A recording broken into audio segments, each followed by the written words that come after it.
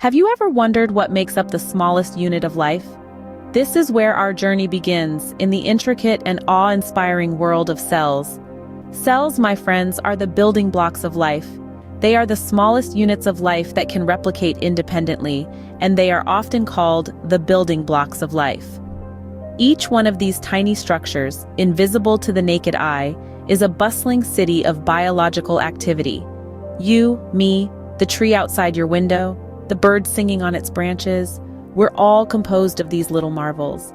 From the smallest bacteria, not even 1 micrometer in size, to the largest blue whale, stretching up to a staggering 100 feet long, every living organism on this planet is made up of cells. Yes, that's right.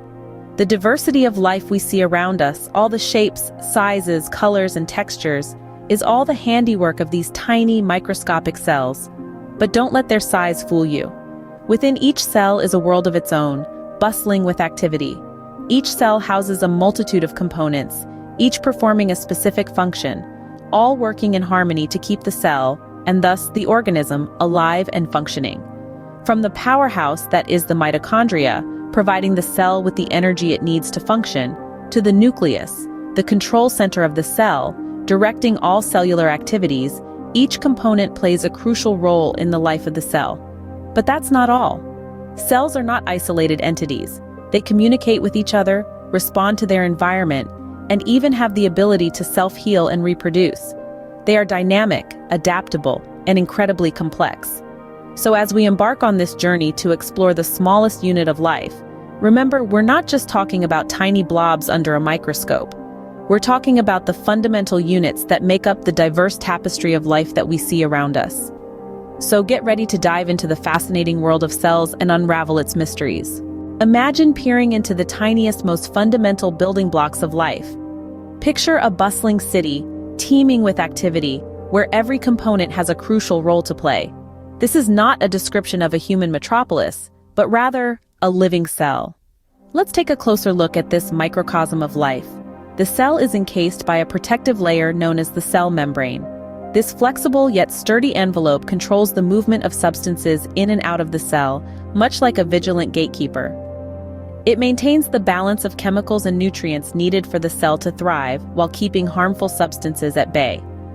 Inside the cell, we find a jelly-like substance called cytoplasm, which makes up most of the cell's volume.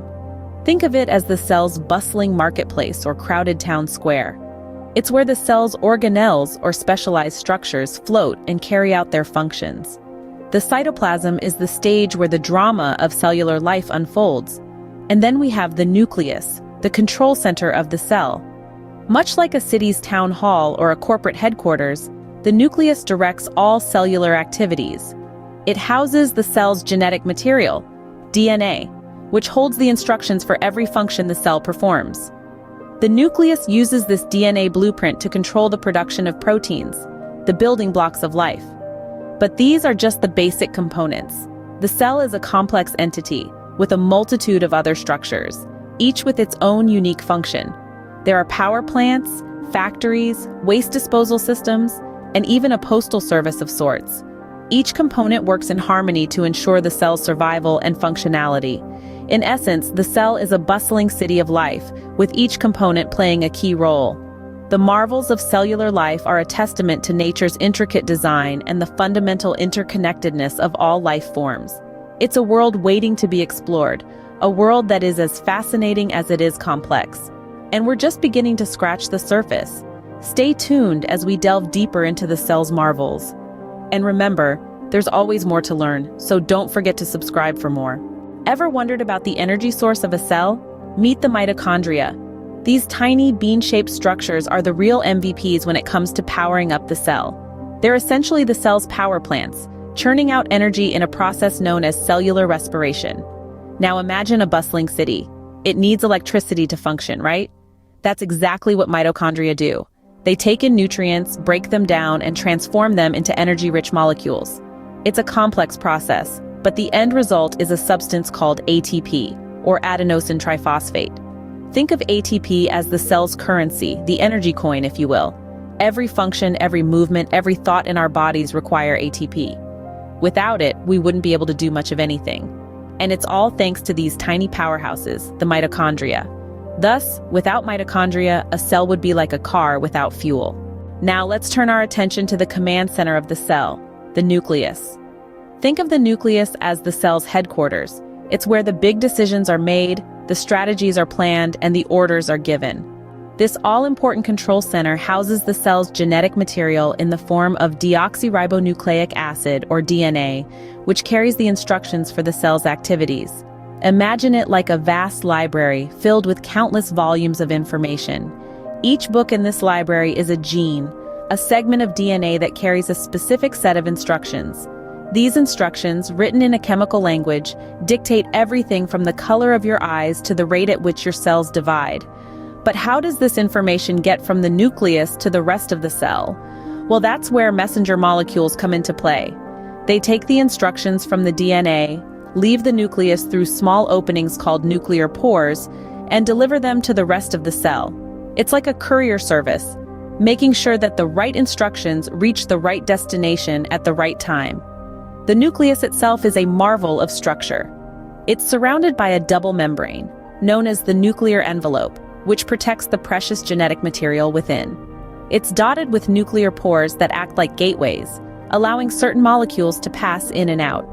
And within the nucleus, you'll find the nucleolus, a little structure that's responsible for producing ribosomes, the cell's protein factories. There's a lot going on in this tiny command center.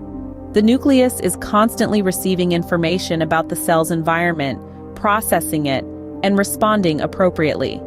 It's the ultimate multitasker, juggling countless tasks at once, all while keeping the cell running smoothly. So the nucleus is like the brain of the cell, directing all its functions. It's a testament to the incredible complexity and precision of life at the cellular level. The nucleus ensures that each cell, and by extension, every organism, functions as it should. It's a tiny powerhouse, driving the intricate machinery of life. So the nucleus is like the brain of the cell, directing all its functions. The cell, however, is more than just the nucleus and mitochondria. Indeed, it's an intricate world of biological machinery, each piece playing a crucial role in maintaining life as we know it. Let's dive deeper into the cell's inner workings and explore some of these other essential components. First up, we have the endoplasmic reticulum, or ER for short, a network of tubules and sacs that manufacture, process, and transport chemical compounds for use inside and outside the cell. It's like the cell's own personal factory and shipping center. Now there are two types of ER, the smooth and rough ER. The smooth ER synthesizes lipids and detoxifies certain substances. The rough ER, named for its bumpy appearance due to the ribosomes attached to its surface, is where proteins are synthesized. Speaking of ribosomes, they're the cell's protein builders, or the workbenches, where proteins are assembled. These tiny factories take the instructions from the cell's DNA and translate them into proteins, the building blocks of life. Ribosomes can be found floating freely throughout the cell or attached to the rough ER, busily creating proteins for our cells. Lastly, let's talk about the Golgi apparatus, often referred to as the cell's post office. After the ER makes proteins and lipids, the Golgi apparatus steps in to modify, sort, and package these molecules for transport to their final destinations. It's like a quality control center, ensuring that the proteins are correctly folded and functional before they're sent out.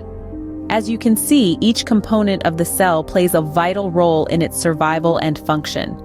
It's a beautifully complex system where everything has its place and purpose. From the ER's production lines to the ribosome's assembly workbenches and the Golgi apparatus's dispatch center, these components work together to keep the cell, and ultimately us, alive and well. So the next time you think about the marvel of life, remember, it all starts with the humble cell and its essential components. So there you have it, the intricate world of cells. These tiny units of life, invisible to the naked eye, are the building blocks of all living organisms. From the powerhouse mitochondria supplying energy for all our cellular activities, to the command center nucleus, directing the operations and storing our genetic blueprint. Other essential components like the endoplasmic reticulum, the Golgi apparatus, and lysosomes, each play their part in the grand symphony of life. They work tirelessly, synthesizing proteins, packaging them for transport, and breaking down waste materials.